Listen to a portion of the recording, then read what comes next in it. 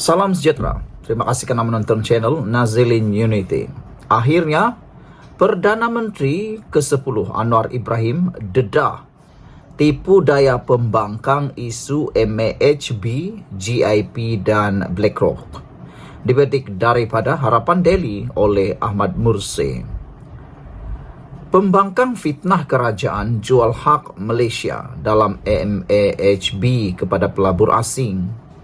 Kalau dijual hak Malaysia, tentulah share kerajaan makin kurang.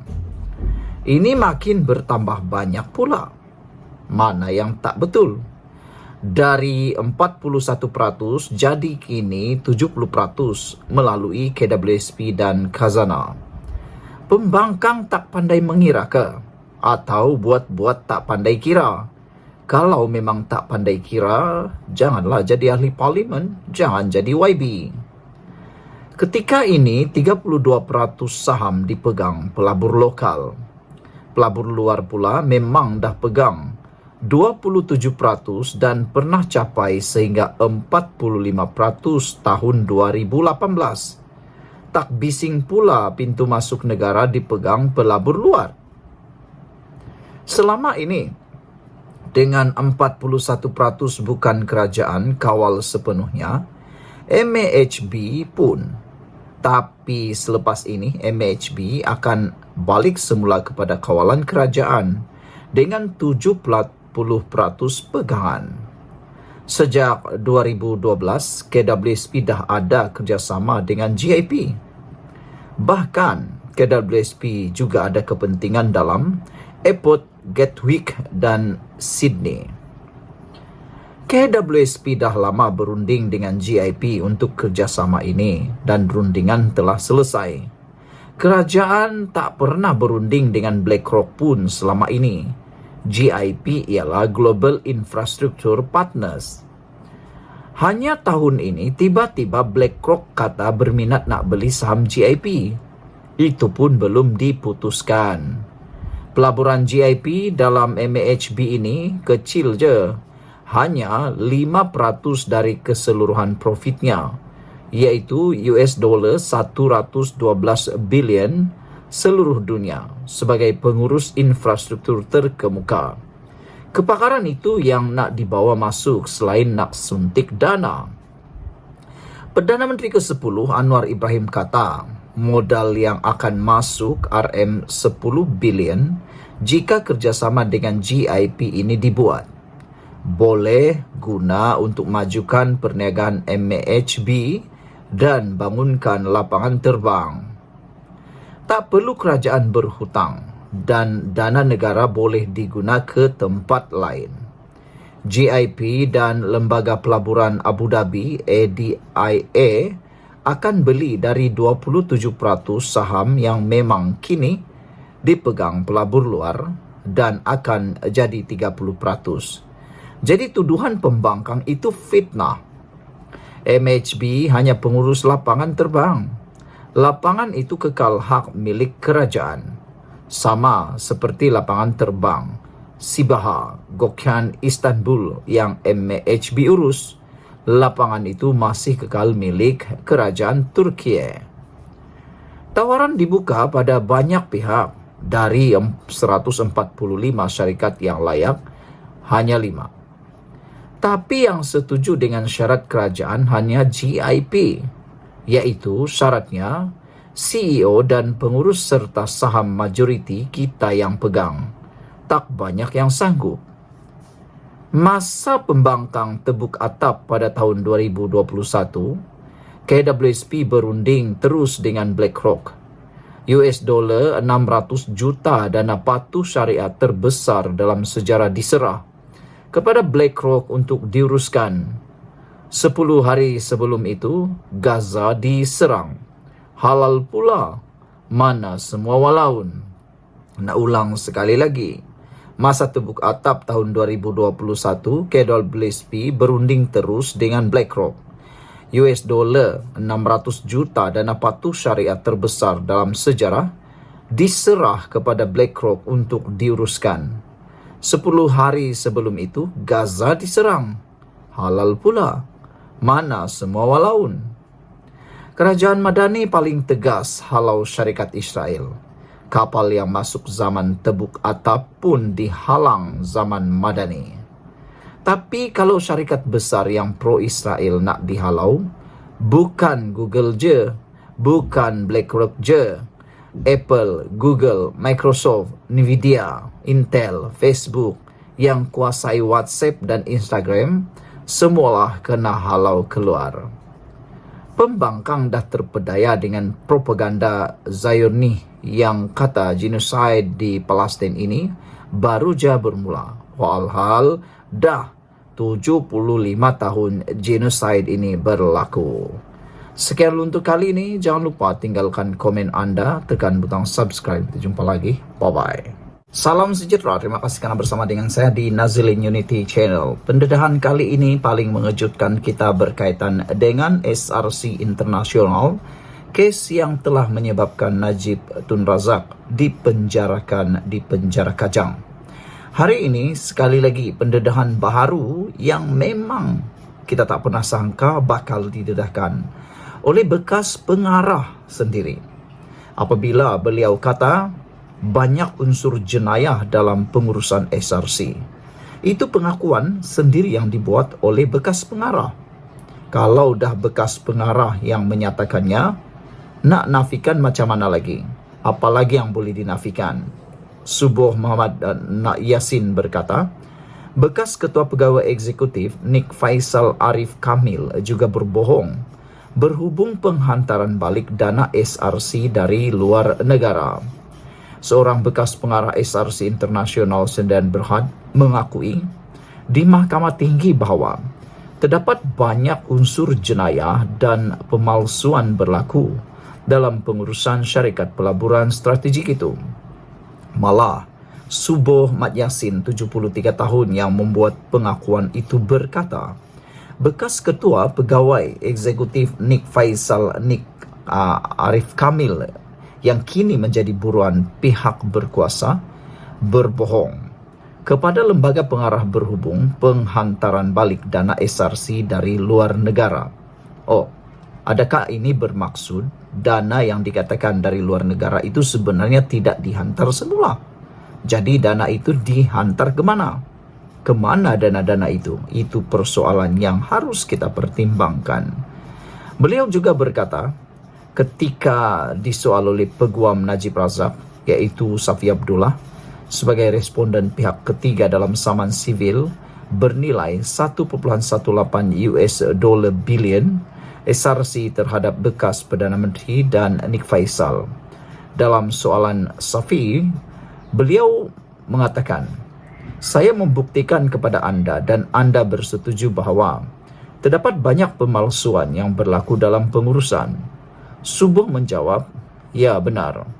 Safi bertanya lagi dalam sesi soal jawab, adakah anda bersetuju dengan saya bahawa Nik Faisal tidak menghantar balik dana walaupun berjanji kepada lembaga? Subuh menjawab, iya. Di soal lanjut oleh Peguam sama ada terdapat penyangak dalam pengurusan yang menjalankan rancangan SRC. Saksi itu juga menjawab dengan ya. Di bawah pengurusan baharu, SRC memfailkan saman itu pada Mei 2021, mendakwa Najib melakukan pecah amanah dan salah guna kuasa, secara peribadi mendapat manfaat daripada dana syarikat dan menyalahgunakan dana tersebut. Ia juga memohon pengisytiharan mahkamah yang menganggap Najib bertanggung jawab ke atas kerugian syarikat akibat pelanggaran tugas dan amanahnya, dan untuk Najib membayar balik kerugian 42 juta yang ditanggung syarikat itu. Perbicaraan di hadapan Hakim Ahmad Fairuz Zainul Abidin bersambung esok. Saudara-saudara sekalian, ini satu pendedahan yang memang luar biasa. Apabila bekas pengarah SRC sendiri kata dia mengakui banyak unsur jenayah dalam pengurusan SRC. Sekian dulu untuk kali ini. Jangan lupa tinggalkan komen anda, tekan butang subscribe. Kita jumpa lagi. Bye-bye. Salam sejahtera. Terima kasih karena bersama dengan saya di Nazilin Unity Channel. Khairuddin, Siapa tak kenal Khairuddin Abu Hasan, penyokong tegar Tun Mahathir Mohamad. Akhirnya kita dikejutkan apabila SPRM mengambil keterangan beliau hari ini. Khairuddin dilaporkan akan diambil keterangan SPRM. Apa kesnya ini sampai Khairuddin diambil keterangan oleh SPRM? Ahli Dewan Tertinggi Muafakat Nasional MN, Datu Sri Khairuddin Abu Hasan akan memberi kenyataan kepada SPRM hari ini. Ia ekoran laporannya berhubung salah laku membabitkan bekas Peguam Negara Tan Sri Mohamed Apandi Ali. Keterangan suami kepada pelakon Datu Sri Umi Aida itu dilapor akan diambil di Ibu Pejabat SPRM Putrajaya pada jam 12.30 hari. Untuk tujuan ini, saya sudah mengesahkan untuk hadir di Ibu Pejabat SPRM Putrajaya, katanya. Saya juga sudah membuat laporan kepada Polis Diraja Malaysia PDRM Ahad lalu iaitu 23 Jun serta dirakamkan kenyataan oleh pegawai penyiasat PDRM pada hari yang sama, katanya menerusi kenyataan. Khairuddin berkata salah laku bekas Peguam Negara itu tidak boleh dipandang remeh kerana beliau menyalahgunakan kuasa pada waktu itu untuk bersubhat dan seterusnya. Cuba menutup kes skandal 1MDB, katanya lagi. Penyokong kuat bekas Perdana Menteri Tun Dr. Mahathir Mohamad itu berkata, disebabkan skandal itu, kerajaan dan rakyat terpaksa menanggung bebanan hutang berjumlah 35 bilion ringgit. Sekali lagi saya beriltizam untuk memerangi salah laku dan jenayah kolar putih yang dilakukan oleh Tan Sri Apandi Ali secara habis-habisan, katanya. Pada hemat saya, pribadi saya, Tan Sri Apandi Ali harus didakwa kerana menyalahgunakan kuasa dan tidak berkhidmat secara profesional serta amanah ketika beliau menjawat jawatan Peguam Negara, kata Khairuddin. Tambah mantan ahli UMNO dan Bersatu itu lagi, sikap serta perbuatan Apandi itu amat merugikan dan membebankan bangsa serta negara. Saudara, ada netizen kata, kenapa tiba-tiba Khairuddin ungkit hal yang lama? Adakah dah kehabisan modal sehingga nak ungkit hal-hal yang lama, kata mereka. Walau bagaimanapun, ada juga netizen kata, baguslah ungkit dan korek lagi kes-kes lama supaya lebih banyak pencerahan, lebih banyak penjelasan yang lebih jelas. Sekian dulu untuk kali ini. Jangan lupa tinggalkan komen anda. Bye-bye. Zitra, terima kasih kerana bersama dengan saya di Nazilin Unity Channel. Ini keputusan terkini kerusi 6 ahli parlimen Bersatu yang menyokong Anwar Ibrahim. Ada yang kata, netizen kata, tak perlulah dikosongkan. Kata netizen, tak payahlah dikosongkan, merugikan saja. Jangan buat pilihan raya lagi, kata mereka. Kerana uang pilihan raya itu boleh digunakan untuk kegunaan-kegunaan yang lain. Kalau nak buat pilihan raya lagi, kami dah muak, kata netizen. Kami dah nak muntah, kata netizen. Jadi, ini keputusan terkini berkait kerusi 6 ahli parlimen Bersatu yang kekal di Blok Pembangkang. Hari ini, akhirnya, kerusi 6 ahli parlimen Bersatu yang menyokong Anwar Ibrahim kekal di Blok Pembangkang. Makna kata, mereka tidak pun lompat parti. Mereka tidak wajar dipecat. Mereka tidak wajar dikenakan tindakan melanggar akta anti lompat parti kerana mereka tidak lompat parti. Mereka hanya menyatakan sokongan kepada Anwar Ibrahim. Tapi selepas mereka dipecat, makna kata kini mereka ialah ahli parlimen yang boleh dikatakan bebas. Kedudukan 6 ahli parlimen Parti Pribumi Bersatu Malaysia Bersatu yang dilucutkan keahliannya minggu lalu masih kekal di Blok Pembangkang. Sidang Dewan Rakyat pada Isnin menyaksikan kerusi mereka masih dikekalkan di bahagian belakang Blok E sejak pertukaran dan perubahan tempat duduk ahli parlimen Dewan Rakyat dikemas kini Parlimen Mac lalu. Mereka ialah Datuk Syed Abu Hussein Hafiz Syed Abdul Fasal, Datuk Dr. Suhaili Abdul Rahman, Zahari Kecik, Datuk Iskandar Zulkarnain dan juga Datuk Dr. Zulkapari Hanapi. Sebelum ini Bersatu yang diwakili Ketua WIP Datuk Seri Dr. Ronald Kendi mengemukakan notis kepada Speaker Dewan Rakyat Tan Sri Johari Abdul meminta supaya 6 kerusi parlimen di sandang wakil rakyatnya dikosongkan. Notis berkenan dikemuka susulan keputusan Speaker Dewan Undangan Negeri Dun Kelantan, Datuk Muhammad Amarnik Abdullah pada 19 Jun lalu yang mengisytiharkan kerusi Dewan Undangan Negeri Nenggiri kosong di luar jangka.